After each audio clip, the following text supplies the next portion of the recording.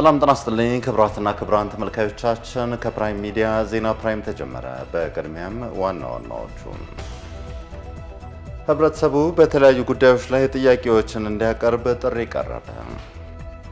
የኢትዮጵያ አየር መንገድ በረራ ቁጥር ኢቲ 302 አደጋ ተጎጂዎች የመታሰቢያ ሐውልት ምረቃ ስነ ስርዓት ተካሄደ። ከውጭ ፕሬዝዳንት ቭላድሚር ዘለንስኪ ከልዑል መሐመድ ቢን ሰልማን ጋር በዛሬው ዕለት በሳውዲ አረቢያ መምከራቸው ታወቀ።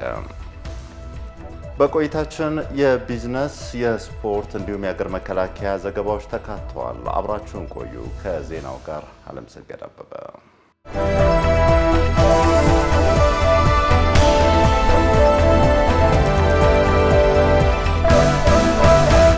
ወደ መጀመሪያ ጉዳያችን እናልፋለን።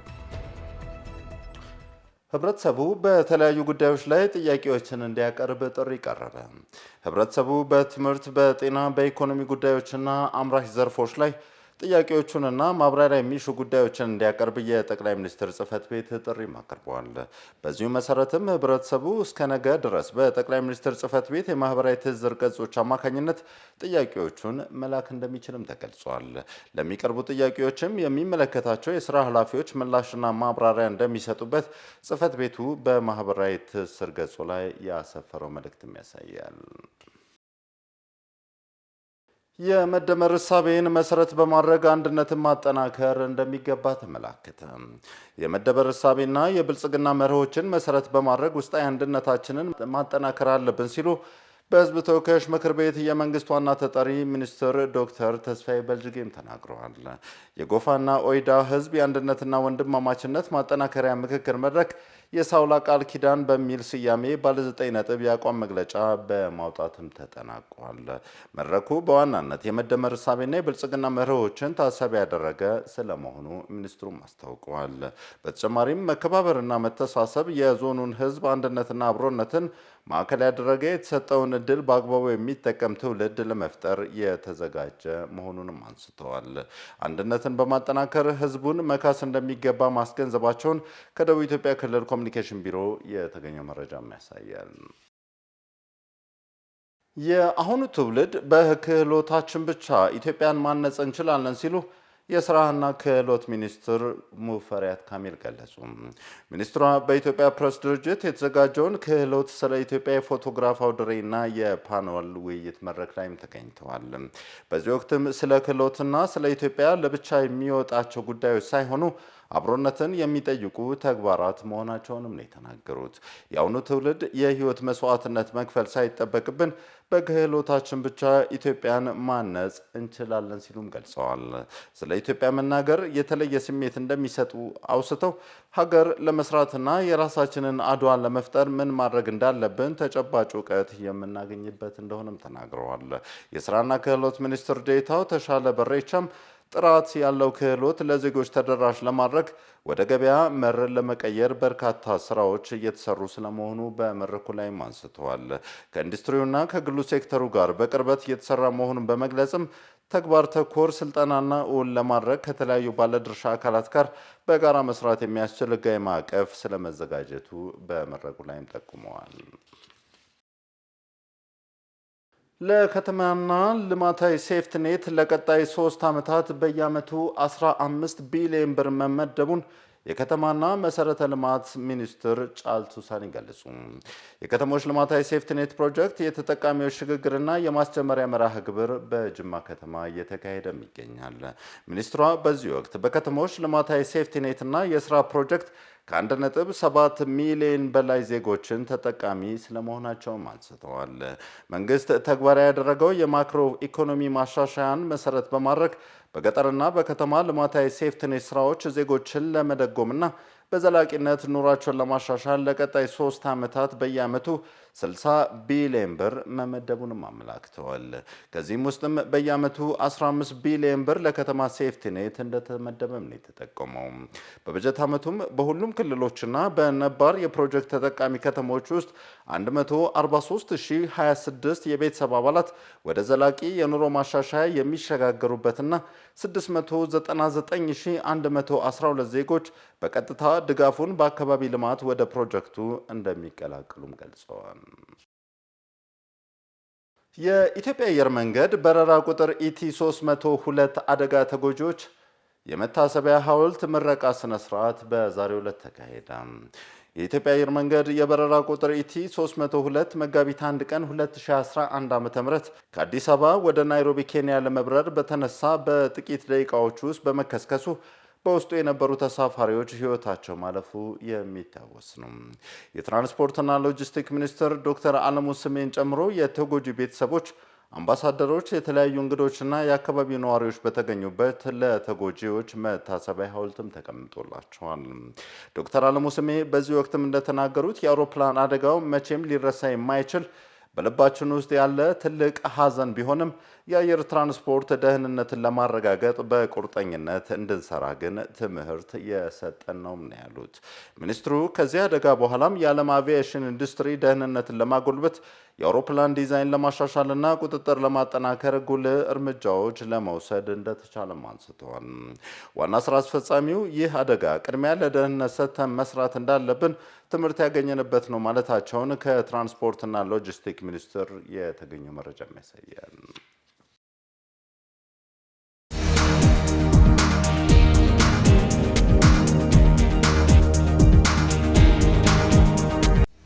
ሰላም ጤና ይስጥልኝ። የፕራይም ሚዲያ ተመልካቾቻችን ከመከላከያ ምንጮቻችን ያገኘናቸውን ዜና መከላከያ ይዘን ቀርበናል።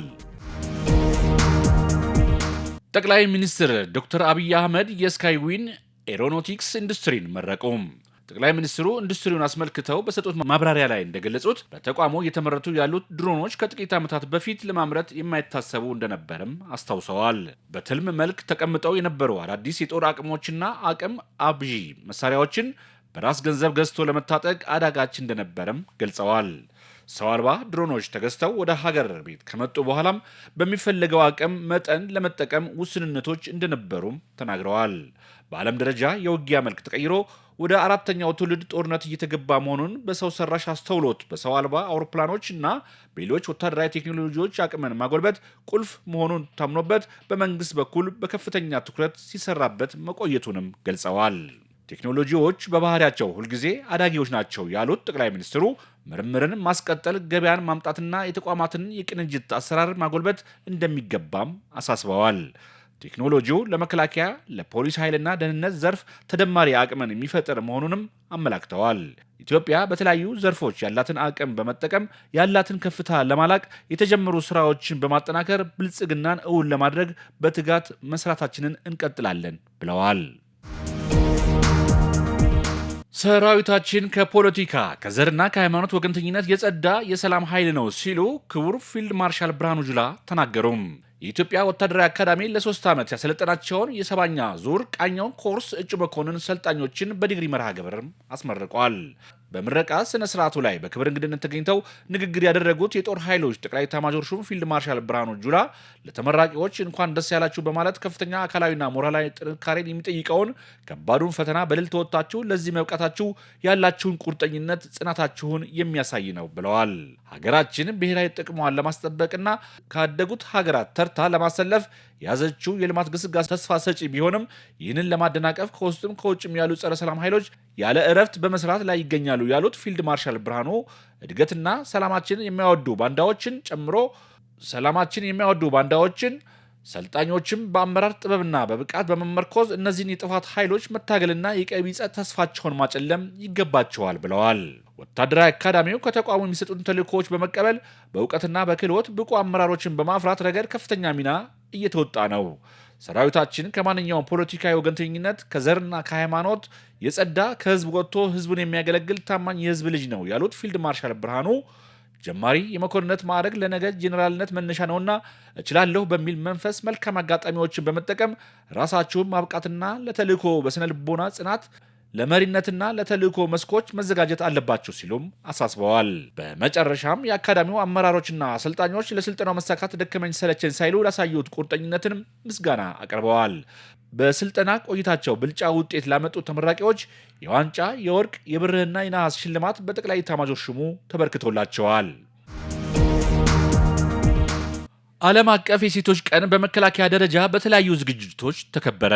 በዓለም ለ144ኛ ጊዜ እንዲሁም በሀገራችን ኢትዮጵያ ለ49ኛ ጊዜ ሴቶች ቀን በመከላከያ ደረጃ የተለያዩ ዝግጅቶች ተከበረ።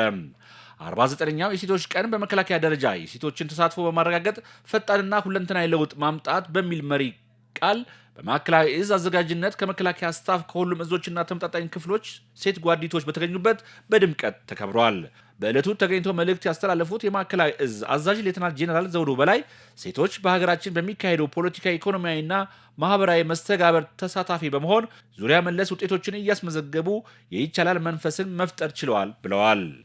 እንደ ተቋም ሴት የሰራዊት አባላት የተሰጣቸውን ህገ መንግስታዊ ተልዕኮ በብቃት በመፈጸም እንደ ማንኛውም ወታደር የመሪነት ሚናቸውን እየተወጡ እንደሚገኙ የገለጹት ጄኔራል መኮንኑ አሁን ላይ የተፈጠረውን መነቃቃት በማስቀጠል ለላቀ ስኬትና ድል ራሳቸውን ማብቃት እንደሚጠበቅባቸውም አስገንዝበዋል።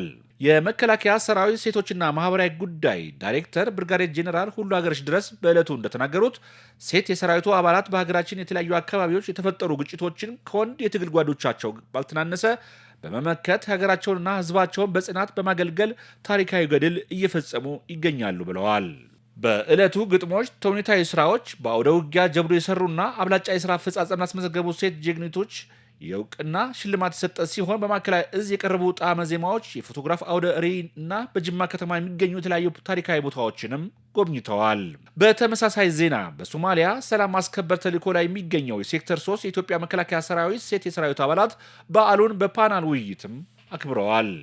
ይህ በእንዲህ እንዳለ ፈጣንና ቀጣይነት ያለው ሁሉን አቀፍ ለውጥ በሴቶች ተሳትፎ ይረጋገጣል በሚል መሪ ቃል በደቡብ ሱዳን የተሰማራው 18ኛው ሞተራይዝድ ሰላም አስከባሪ ሻለቃ የደቡብ እዝ ኮርና በኦርሶ እጩ መኮንን ማሰልጠኛ ማዕከል የሚገኙ የሰራዊቱ አባላትና ሲቪል ሰራተኞች ቀኑን በተለያዩ ዝግጅቶች አክብረው ውለዋል።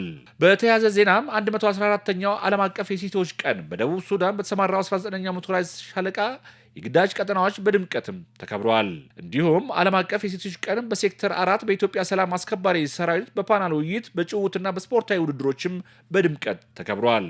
በተያያዘ ዜናም የመከላከያ ሰራዊት ስነ ልቦና ግንባታ ዋና ዳይሬክቶሬት የሰራዊቱ አባላትና ሲቪል ሰራተኞች በዓለም ለ114ኛ በአገር አቀፍ ደግሞ ለ49ኛ ጊዜ ፈጣን ቀጣይነት ያለው ሁሉን አቀፍ ለውጥ በሴቶች ተሳትፎ ይረጋግጣል በሚል መሪ ቃል በልዩ ልዩ ዝግጅቶች አክብረዋል።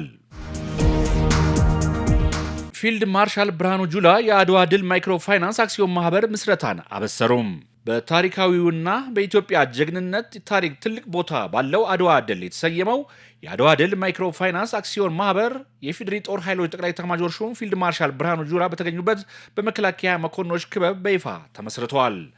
ምስረታውን ያበሰሩት ፊልድ ማርሻል ብርሃኑ ጁላ በተቋሙ ከ2002 ዓ.ም ጀምሮ አክሲዮን ማህበሩ እንዲቋቋም ጥረት ሲደረግ መቆየቱንና አሁን ላይ በቀጥታ ወደ ስራ በመግባት አክሲዮን ማህበሩ መመስረት ስለመቻሉ ገልጸው የመከላከያ ፋውንዴሽን ሪፎርሙን ተከትሎ እንደ አዲስ ከተደራጀ ወዲህ በበርካታ ዘርፎች ለሰራዊቱ ማህበራዊ ዋስትና ሆኖ እየሰራ ስለመሆኑም ጠቁመዋል። የአድዋ ድል አክሲዮን ማህበር የተቋሙን የፋይናንስ ሴክተር ለማሳደግ የሚያግዝ ከመሆኑም በላይ የሰራዊቱን ፋይናንሻል ተጠቃሚነት የሚያሳድግ በመሆኑ በሁሉም ቦታ ተደራሽ ለማድረግ ቅርንጫፎች ማብዛት፣ ፈጣን አገልግሎት ሰጪ ለመሆን መስራት ያስፈልጋልም ብለዋል። አክሲዮን ማህበሩ በጠንካራ ዲሲፕሊን የሚመራ መሆን እንዳለበት ያመላከቱት ፊልድ ማርሻል ብርሃኑ ሁሉም የመከላከያ ሰራዊት አባላት ጨምሮ የልማት ድርጅቶች የባንኩ ተጠቃሚ መሆን እንደሚገባቸውም አስገንዝበዋል። የአክሲዮን ማህበሩ አደራጅ ኮሚቴ ሰብሳቢ ብርጋዴር ጄኔራል ደረጀ መገርሳ የአክሲዮን ማህበሩ ጽህፈት ቤት ጨምሮ 6ቱ የአደራጅ የልማት ድርጅቶች የብሔራዊ ባንክን የአሰራር መስፈርት በተከተለ አግባብ ከፍተኛ አክሲዮን ከመግዛት ጀምሮ አደራጅ ኮሚቴዎች በመሰየም ያለመታከት ቀን ከሌሊት በመስራት ለምስረታ እውን መሆን አስተዋጽኦ ያበረከቱ መሆናቸውንም ገልጸዋል። የአክሲዮን ማህበር ምስረታ ሂደትን ተከትሎ ጊዜያዊ ኮሚቴ በማቋቋም በእያንዳንዱ አጀንዳ ድምፅ በመስጠትና በእጅ ብልጫ በማረጋገጥ ጉባኤው አሳታፊ፣ ግልጽ እና ፍትሐዊ በሆነ አሰራር ሂደት ምስረታውን እውን አድርገዋል። በሀገራችን የመጀመሪያው በሆነው ወታደራዊ አክሲዮን ምስረታ ላይ የኦዲት ሪፖርት በዝርዝር ለጉባኤው ቀርቧል። ጉባኤው በመጨረሻ በጊዜያዊ አስመራጭ ኮሚቴው አማካኝነት ነፃና ፍትሐዊ በሆነ አካሄድ ቀጣይ አክሲዮን ማህበሩን በቦርድ ተሰይሞ ሊመሩ የሚችሉ 5 ኮሚቴዎችንም መርጧል። የምስረታው አጠቃላይ ሂደት በቃለ ጉባኤ ተይዞ በንባብ ለጉባኤ ቀርበዋል። ከፍተኛ የአክሲዮን ግዢ የፈጸሙ እዞች፣ ኮሮችና ዋና መምሪያዎች የተዘጋጀላቸውን የዋንጫ ሽልማትና ሰርተፊኬት ከጦር ኃይሎች ጠቅላይ ኤታማዦር ሹም ፊልድ ማርሻል ብርሃኑ ጁላ እጅ ተቀብለዋል። በአድዋ ድል ማይክሮ ፋይናንስ አክሲዮን ማህበር ምስረታ ላይ ፊልድ ማርሻል ብርሃኑ ጁላን ጨምሮ ከፍተኛ የመከላከያ ሰራዊት አመራሮችና አባላት፣ የመስኩ ምሁራን፣ ጉዳዩ የሚመለከታቸው ባለ አክሲዮኖች፣ ታዛቢዎችና ሌሎችም ተገኝተዋል። ጤና መምሪያው ያሰለጠናቸውን የሕክምና ሙያተኞች አስመረቀ። የማዕከላዊ እዝ ጤና መምሪያ በዙ ስር ከሚገኙ ኮሮችና ክፍለ ጦሮች ተውጣጥተው በሕክምና ሙያ ስልጠናውን ሲከታተሉ የቆዩ የሰራዊቱ አባላትንም አስመርቋል። በዕለቱ በስልጠና ቆይታቸው ብልጫ ላስመዘገቡ አባላትና ለስልጠናው መሳካት ድጋፍ ላደረጉ የሽልማትና እውቅና መርሃ ግብር የተከናወነ ሲሆን የሥራ መመሪያውን የሰጡት የማዕከላዊ እዝ ምክትል አዛዥ ለኦፕሬሽናል ሜጀር ጄኔራል አብዱሮ ከድሮ ናቸው። ተቋማችን መከላከያ ፕሮፌሽናሊዝም በመላበስ ተልዕኮ መፈጸም የሚያስችሉ በርካታ ተግባራትን እያከናወነ ይገኛል ያሉት ጄኔራል መኮንኑ በስልጠና በክህሎት የዳበረ ሰራዊት ለመገንባት በየደረጃው በትኩረት እየተሰራ መሆኑንም ገልጸዋል። በተለይም የሰራዊቱን የግዳጅ አፈጻጸም ውጤታማ በማድረግ ረገድ የሕክምና ሙያተኞች በአቅም ማብቃትና ጤናማ ሰራዊት መገንባት መሆኑን ያስረዱት ሜጀር ጄኔራል አብዱሮ ከድር ማዕከላዊ እዝ የተሰጡትን ሀገራዊና ተቋማዊ ተልዕኮውን በብቃት ተወጥቷል ብለዋል።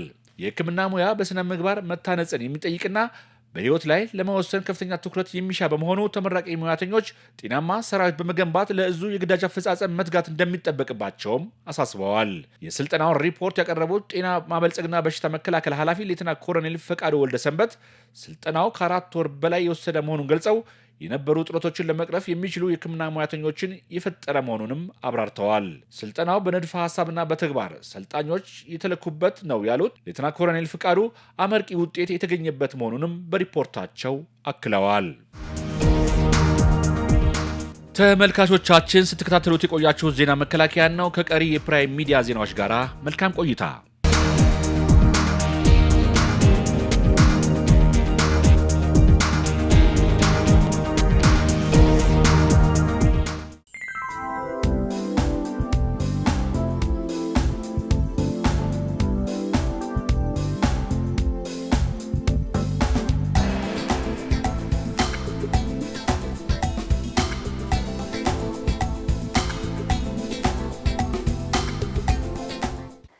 ተመልካቾቻችን አሁን ደግሞ ለሰዓቱ ያዝናቸውን የቢዝነስ ዜናዎች ወደ እናንተ እናደርሳለን። ከዜናዎቹ ጋር ኢየሩሳሌም ሽመልስ ነኝ። አብራችሁን ቆዩ። በቤት ሰራተኝነት ላይ ተጽዕኖ የነበረው የውጭ ሀገር የስራ ስምሪት ከ20 በላይ ሙያዎች እንዲካተቱበት መደረጉን የስራና ክህሎት ሚኒስቴር አስታወቀ። ባለፉት 7 ወራት 233,000 ዜጎች የውጭ ሀገር የስራ ስምሪት እንዳደረጉም ነው የተገለጸው። በስራና ክህሎት ሚኒስቴር የኢትዮጵያ የስራ ገበያ መረጃ ስርዓት ፕሮጀክት ጽህፈት ቤት ኃላፊ አቶ ብርሃኑ አለቃ በቤት ሰራተኝነት ላይ ተወስኖ የነበረው የውጭ ሀገራት የስራ ስምሪት ከ20 በላይ ሙያዎች እንዲካተቱበት ተደርጓል ብለዋል። የውጭ ሀገር የስራ ስምሪት ሙሉ ለሙሉ የሰለጠኑም ሆነ በከፊል የሰለጠኑትን ያካትታልም ብለዋል። የውጭ ሀገራት የስራ ስምሪት የተለያዩ አማራጭ ሊኖሩት ይገባል ያሉት ኃላፊውም እዚህ ሀገር መሄድ እፈልጋለሁ የሚሉ ዜጎችን መርጠው የሚሄዱበት አማራጭ ሀገር ማግኘት አለባቸውም ብለዋል። ለዚህም ባለፉት 3 ዓመታት 3 የነበሩት መዳረሻ ሀገራትም ወደ 6 ከፍ እንዲሉ ተደርጓል የተባለ ሲሆን 2 ሀገራትም ተጨማሪ መዳረሻ ለማድረግ እየተሰራ መሆኑን ተናግረዋል ሲል ኢትዮጵያን ፕሬስ ድርጅት አስነብቧል። በሀገራችን በርካታ ስራ አጥ ወጣቶች ቢኖሩም አምራች ኢንዱስትሪው የሚፈልገውን ክህሎት የሚያሟሉ ጥቂቶች ናቸው ሲሉ የኢንዱስትሪ ሚኒስቴር ዴኤታ አቶ ታረቀኝ ቡሉልታ ተናግረዋል። በአምራች ኢንዱስትሪውና በስራ አጥ ወጣቶች ችሎታ መካከል ያለው ልዩነትም ማጥበብ ያስፈልጋል ያሉት ለዚህም ኢንዱስትሪ ሚኒስቴሩ ከስራና ክህሎት ሚኒስቴር ጋር በትብብር እየሰራ ነው ብለዋል። ከዚህም ባለፈ ኢንዱስትሪ ሚኒስቴሩ የስልጠና ማዕከላት ያሉት ሲሆን ለአብነትም በቆዳና በጨርቃ ጨርቅ ዘርፍ ብቁ የሰው ኃይል ማፍራት ስራ እየሰራ መሆኑንም ተናግረዋል። አሁን ላይ አምራች ኢንዱስትሪው ለሀገር ያበረከተውን አስተዋጽኦ ከ7 በመቶ አይበልጥም ያሉት ሚኒስቴር ዴኤታው ይህም ከውጭ ሀገራት በሚገቡ ምርቶች ላይ ጥገኛ መሆናችንን ያሳያልን ብለዋል። ከዚህም ጥገኝነት ለመላቀቅም አምራች ኢንዱስትሪውን መደገፍና የሚፈልገውን ችሎታ ማሟላት እንደሚገባም ነው ያሳሰቡት። የለሚ ናሽናል ሲሚንቶ ፋብሪካ ወደ ስራ ከገባበት ጊዜ ጀምሮ እስካሁን 7 ሚሊዮን ኩንታል ሲሚንቶ ለገበያ ማቅረቡን አስታወቀ። ፋብሪካው በሀገር አቀፍ ደረጃ ያለውን የሲሚንቶ ምርት እጥረትን፣ የስርጭት ችግር በከፍተኛ ሁኔታ በመቀነስ ዋጋ በማረጋጋትም ቀዳሚ ሚና እየተጫወተ ስለመሆኑም ተመላክቷል። አሁን ላይም በቀን 100,000 ኩንታል ሲሚንቶ እያመረተ ሲሆን በዚህም በኢትዮጵያ 33 በመቶ በላይ የሚሆነውን የሲሚንቶ አቅርቦት መሸፈን መቻሉም ነው የተጠቆመው። በቅርቡ ወደ ስራ የገባው ፋብሪካው ከ1000 በላይ ለሚሆኑ ዜጎች ጊዜያዊና ቋሚ የስራ ዕድል መፍጠሩም ተጠቅሷል። በቀጣይም በመላው ሀገሪቱ ያለውን የሲሚንቶ ተደራሽነት ለማስፋፋት ከባለድርሻ አካላት ጋር በቅንጅት እንደሚሰራም አስታውቋል። ተመልካቾቻችን የቢዝነስ ዜናዎቻችን ነው እየተከታተላችሁ ያላችሁት። አሁን ደግሞ ከውጭ ምንጭ ወዳገኘናቸው የቢዝነስ ዜናዎች እናልፋለን። የጀርመን የኢንዱስትሪ ምርት በጥር ወር ጭማሪ ሲያሳይ ወደ ውጭ ሀገር የሚላኩ ምርቶች ግን ቀንሰዋል ተባለ። የጀርመን የውጭ ንግድ ካለፈው ወር ጋር ሲነጻጸርም በጥር ወር በ2.5 በመቶ ቀንሷል ሲል ነው የሀገሪቱ የስታቲስቲክስ ቢሮ ያስታወቀው። በጥር ወር ወደ ሀገር ውስጥ የሚገቡ ምርቶች ካለፈው ወር ጋር ሲነጻጸሩም በ1.2 በመቶ ጨምረዋል ሲል መረጃው አመላክቷል። የውጭ ንግድ ሚዛኑም በጥር ወር የ16.0 ቢሊዮን ዩሮ ትርፍ ሲያሳይ በታህሳስ 2024ም በ20.7 ቢሊዮን ዩሮ እንዲሁም በጥር 2024ም በ25.3 ቢሊዮን ዩሮ ቀንሷል ተብሏል። ወደ አውሮፓ ህብረት ሀገራት የሚላከው በወር በ4.2 በመቶ ሲቀንስ ከአውሮፓ ህብረት ውጪ ወደ ሀገር የሚላከው ደግሞ በ0.4 በመቶ መቀነሱም ተገልጿል። አብዛኛው የጀርመን ኤክስፖርትም ወደ አሜሪካ የሄደው በጥር ወር መሆኑ ሲገለጽ ወደ ውጪ የሚላኩት ምርቶች ከታህሳስ 2024 ጋር ሲነጻጸሩም በ4.2 በመቶ ቀንሰዋል ተብሏል። ይህ በእንዲህ እንዳለም የጀርመን የኢንዱስትሪ ምርት ካለፈው ወር ጋር ሲነጻጸር በጥር ወር በ2.0 በመቶ ጨምሯል የተባለው ሲል ሮይተርስ አስነብቧል። የሰሜን ኮሪያ መረጃ መንታፊዎች ከዘረፉት 1.5 ቢሊዮን የክሪፕቶ ገንዘብ 300 ሚሊዮን ዶላር በጥሬ ማውጣታቸው ተነገረ። ላዝርስ ቡድን እየተባለ የሚጠሩት መንታፊዎችም ከሳምንታት በፊት ባይባይት ከተባለ የበይነ ገንዘብ ኩባንያ ትልቅ የዲጂታል ገንዘብ መዝረፋቸው ታውቋል። ባለፈው የካቲት 14 ወንጀለኞቹ ከባይባይት አቅራቢ በሚስጥር የገንዘብ ዝውውርን በመመንተፍ ድርጅቱ ወደ ራሱ ቦርሳ የላከ መስሎት ወደ መንታፊዎችም ልኳል። የድርጅቱ ስራ አስፈጻሚ ቤንዙ ገንዘብ እንዳልተወሰደ ለደንበኞቻቸው ማረጋገጫ ሰጥተውም ነበር። ዝርፊያው ከተፈጸመበት ቀን ጀምሮ መረጃ መንታፊዎቹ ጥሬ ገንዘብን አውጥተው መጠቀም እንዳይችሉ ክትትል ሲደረግባቸውም ቆይቷል። አሜሪካና አጋሮቿ በቅርብ ዓመታት በርካታ መረጃዎችን በመመንተፍም ሰሜን ኮሪያ ለወታደራዊና የኒውክሌር ልማቷ ታውላለች በሚልም ከሰዋታል። ከባይባይት ከተዘረፈው ገንዘብ 20 በመቶ የገባበት ባልታወቁ መመለስ እንደማይችል ድርጅቱና መርማሪዎችም ተናግረዋል ሲል ቢቢሲ አስነብቧል።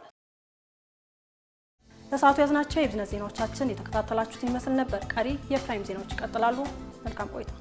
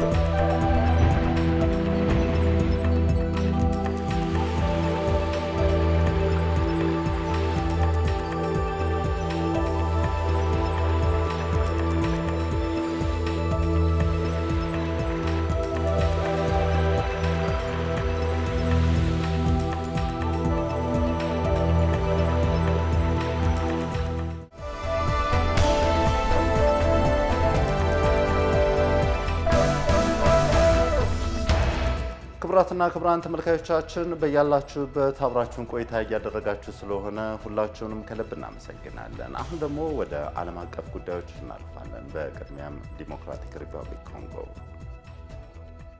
የዲሞክራቲክ ሪፐብሊክ ኮንጎ መንግስት የአማጽያኑን 3 አመራሮች በቁጥጥር ስር ለማዋል እገዛ ለሚያደርጉ አካላት የ5 ሚሊዮን ዶላር ጉርሻ ለመስጠት ቃል ገባ። የዲሞክራቲክ ሪፐብሊክ ኮንጎ የምርጫ ኮሚሽን ኃላፊ የነበሩት ኮርኔ ናንጋ የኤም23 አማጺ ቡድንን ጨምሮ ሌሎች ታጣቂዎችን አጣምሮ የያዘውን የኮንጎ ሪቨር አሊያንስንም ይመራሉ። መሪው በቁጥጥራቸው ስር ካሉ ከተሞች በአንዷ በነበረ ከፍተኛ የድጋፍ ስብሰባ ላይ ነበር ከሰሞኑ ንግግር የሚያደርጉት።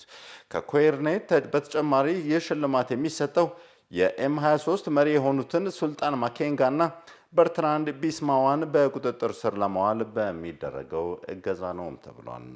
ባለፈው ዓመትም ሶስቱ አመራሮች በሌሉበት በወታደራዊ ፍርድ ቤት ተከሰው የሞት ፍርድ እንደተላለፈባቸው በማስታወስ የዘገበው ቢቢሲ ነው።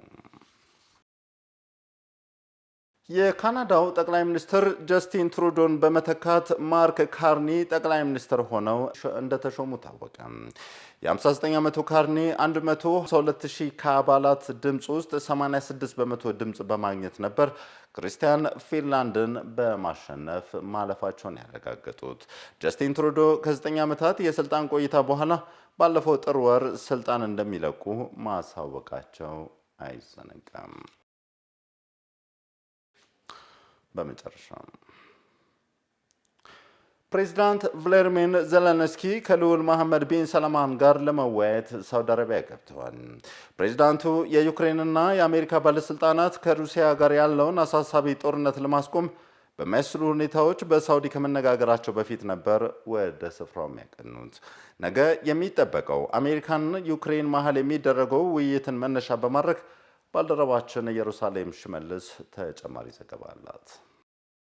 የትራምፕ አስተዳደር የዩክሬን አመራሮች ከሩሲያ ጋር የተኩስ ማቆም ሂደትን በተመለከተ አሜሪካ ባቀረበችው ጥያቄ ወደፊት ለመራመድ ዝግጁ ነው ብሎ ያምናል ሲሉ የዩናይትድ ስቴትስ የውጭ ጉዳይ ሚኒስቴር ከፍተኛ ባለስልጣናት ተናገሩ። የአሜሪካና የዩክሬን ከፍተኛ ባለስልጣናት ልዑካን ቡድንም ጦርነቱን ለማስቆም ዓላማውን ያደረገ ውይይትን በነገው ዕለት በሳዑዲ አረቢያ ያካሂዳሉ። የአሜሪካው የውጭ ጉዳይ ሚኒስቴር ማርክ ሩቢዮ፣ የብሔራዊ ደህንነት አማካሪ ማይክ ዋልትዝ እና የመካከለኛው ምስራቅ መልእክተኛ ስቲቭ ዊትኮፍ ለጉባኤውም ወደ ጅዳ አቅንተዋል። የአሜሪካው ፕሬዝዳንትና የዩክሬኑ ፕሬዝዳንት ከ10 ቀናት በፊት በዋይት ሀውስ ሳይግባቡ ሲቀሩ ትራምፕ ዜሌንስኪ ጦርነቱን ለማስቆም ዝግጁ እንዳልሆነም ተናግረዋል። ሩሲያና ዩክሬን በየካቲት 2022 በከፈቱት ጦርነትም የሩሲያ ሞስኮ በአሁን ጊዜ 20 በመቶውን የዩክሬንን ግዛት ተቆጣጥራለች። በዛሬው ዕለት ወደ ሳውዲ ያቀኑት የዩክሬኑ ፕሬዝዳንት ቮሎዲሚር ዜሌንስኪ በበኩላቸው ሰላምን ለማስፈን የማደርገውን ጥረት ለመቀበል ወደ ሳውዲ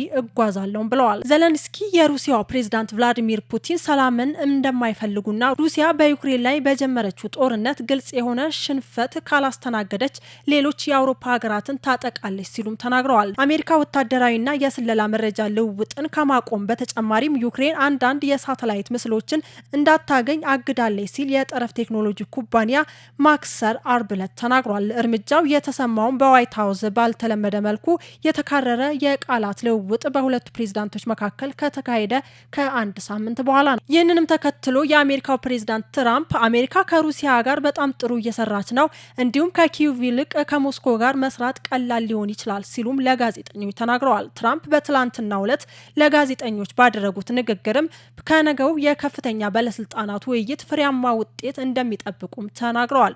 በሌላ በኩል የትራምፕ ልዩ መልእክተኛ ስቲቭ ዊትኮፍ ትራምፕ ከዜሌንስኪ የይቅርታና የምስጋና ስሜትን ያካተተ የተላከ ደብዳቤ እንደደረሳቸውም ነው የተናገሩት። ዊትኮፍ በሳውዲ አረቢያ የዩኤስ ቡድን የሩሲያና የዩክሬን ጦርነትን ለማስቆም ስለ ሰላም ማዕቀፍ ለመወያየት እንደሚፈልግም ተናግረዋል። የአሜሪካ ባለስልጣናት በየካቲት ወር በሳውዲ ዋና ከተማ ሪያድ ከሩሲያው ባለስልጣን ጋር ተገናኝተው የሁለትዮሽ ውይይቶች ያደረጉ ሲሆን በዋናነትም በቀድሞ ፕሬዝዳንት ጆ ባይደን ይፋዊ ግንኙነት ከተቋረጠ በኋላ አጠቃላይ የስራ ግንኙነትን እንደገና በመገንባት ላይ ያተኮረም ነበር። አሜሪካ ለኪየቭ የምትሰጠውን ወታደራዊ እርዳታና የስለላ መረጃ ልውውጥ ለጊዜው ባቆመችበት በዚህ ወቅትም ሩሲያ ማጥቃቷን አጠናክራ ቀጥላለች። በዚህም ሩሲያ በዩክሬን ላይ በፈጸመችው የአየር ጥቃት ቢያንስ 25 ሰዎች መሞታቸውን ነው የሀገሪቱ ባለስልጣናት ቅዳሜ ዕለት ያስታወቁት።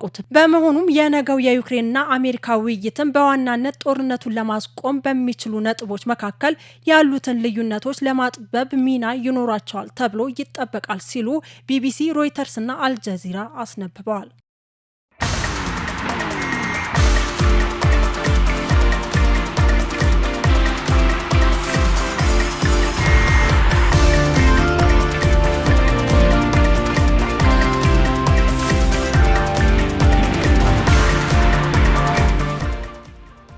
አመሰግናለሁ። እንደምን አመሻችሁ ተመልካቾች። አሁን ደግሞ ለምሽቱ የስፖርት ዜናዎች እናልፋለን።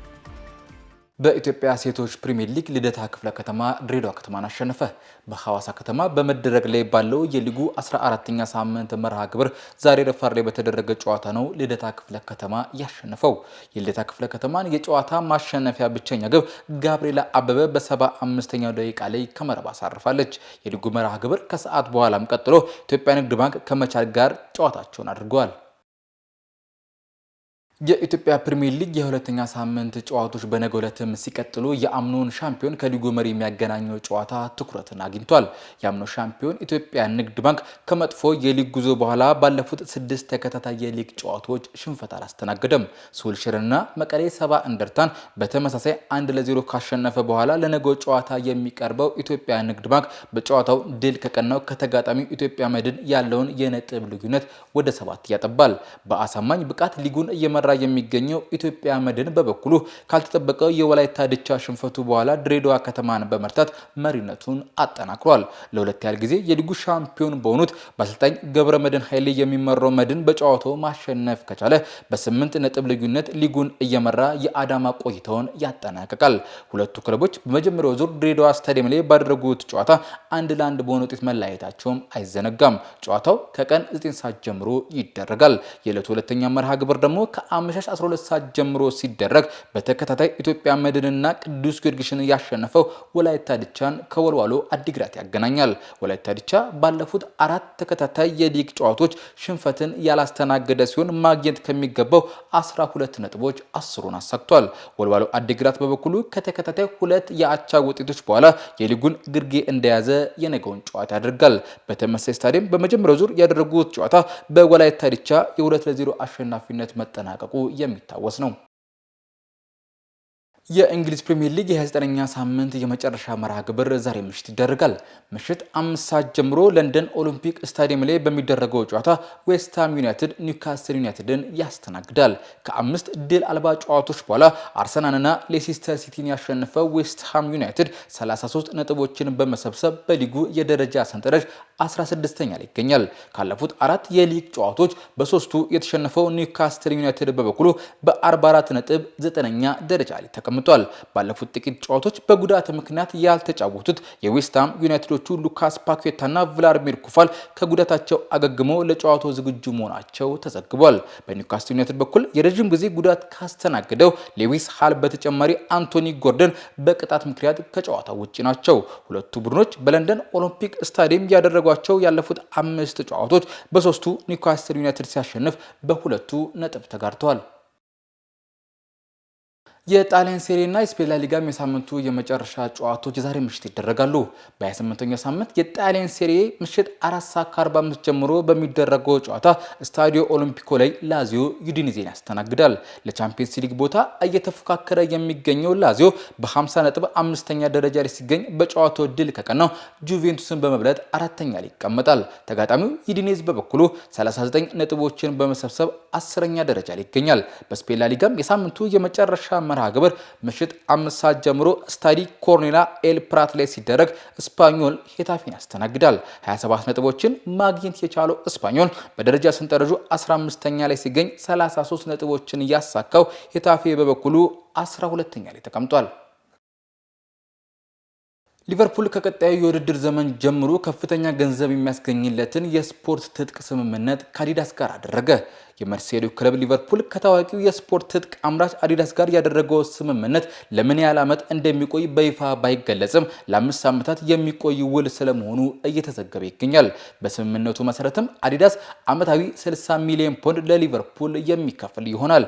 የናይኪን የስፖርት ትጥቆችን በመጠቀም ላይ የሚገኘው ሊቨርፑል በሁለት አጋጣሚዎች በድምሩ ለ17 ዓመታት የአዲዳስ ምርቶችን ከዚህ ቀደም ተጠቅሞ ነበር። ሊቨርፑል በክረምቱ የቅድመ ውድድር ዘመን ዝግጅት ወቅት የናይኪን ምርቶች የሚጠቀም ሲሆን ከነሐሴ 1 ጀምሮ በይፋ በአዲዳስ የተመረቱ የስፖርት ትጥቆችን መጠቀም ይጀምራል። ሊቨርፑል አሁን ላይ ከናይኪ ጋር ያለው ስምምነት ከአዲሱ የአዲዳስ ስምምነት በግማሽ ያነሰ አሊያም በአመት 30 ሚሊዮን ፓውንድ የሚያስገኝለት ነው።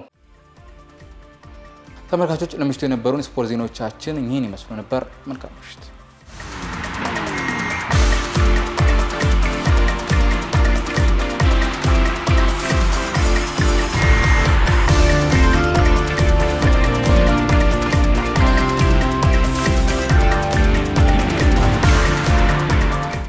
ክቡራትና ክቡራን ተመልካቾቻችን ለዕለቱ ከፕራይም ሚዲያ ያዝናቸው ዜናዎች የተከታተላችሁትን ይመስላል። አለምሰገድ አበበ ነበርኩኝ።